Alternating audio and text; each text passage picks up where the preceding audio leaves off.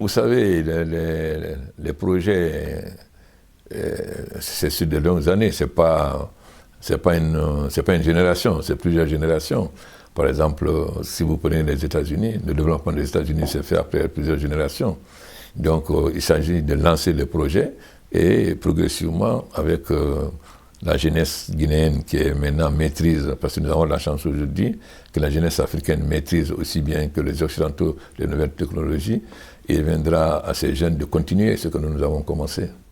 Et vous entendez aller jusqu'à quand? Ça, Dieu seul le sait.